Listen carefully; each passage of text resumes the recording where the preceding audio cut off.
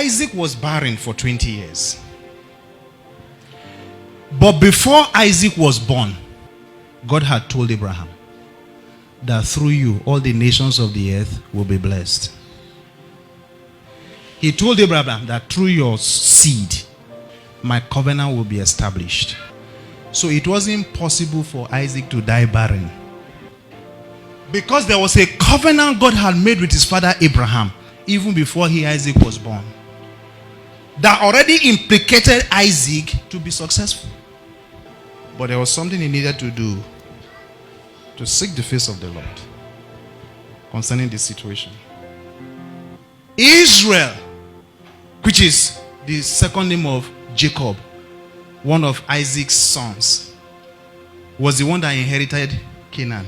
But before Israel was born, before Israel became a nation, God had given Canaan to Abraham by covenant promise. But Israel needed to do something to enter into. They needed to fight their way into it. Was it theirs? Yes. But the Philistines, the Jebusites, the Perizzites, they were not going to hand it over to them on a platter of gold. So you and I, before we came into the covenant, there were some agreements God had with Jesus Christ, the Son, on our behalf. Health is already in our account. Healing is already in our account. Is it prosperity? Is already in our account. Even before you came into the covenant. But whether we enjoy it or not depends on us. Peter had toiled all through the night, but there was nothing to show for it. Jesus Christ comes, takes his boat, preaches from his boat, and looks at it and says, okay, Peter, now you can launch out into the deep and let down your net for a catch. It's in Luke 5.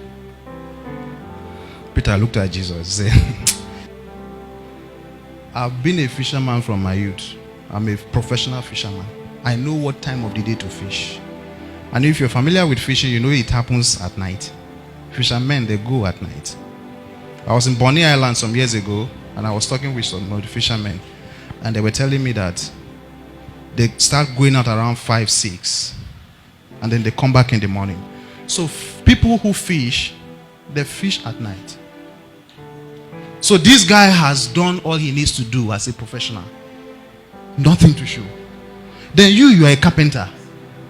Because Jesus' father was a carpenter. And you're telling me now to launch out into the deep. So Peter was saying that, look, bros, calm down. I know you can preach. I know you know. Let's be. You can preach. That's your own terrain. But don't tell me how to run this business. You are arguing, but you don't have result. That's what some of us do. You're just arguing and proud and bragging for nothing. Nothing to show for it. Just like Naaman. Go wash in the deep, in the Jordan. So dip yourself 7 times. He said, what's wrong with you? The rivers in Syria, they are better. Yeah, we know. You bathe in jacuzzi, but you are leprous. Some of us argue with God as if we know better than him.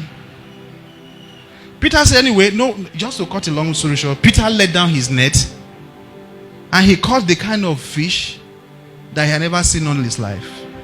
So it tells us something, that is not just the effort, it's the blessing of God. And it is tied to our obedience. I'm showing another example now of obedience. There was famine in the land. And the normal thing to do is to relocate. So Isaac was at the point of relocating, contemplating relocation. And God appears to me and says, no, sojourn in this land, and I will be with you. Because the one who determines whether or not the land is productive is God.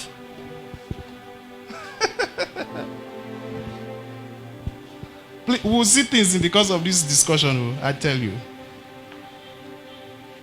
The yield of the land is a function of the blessing of the Lord.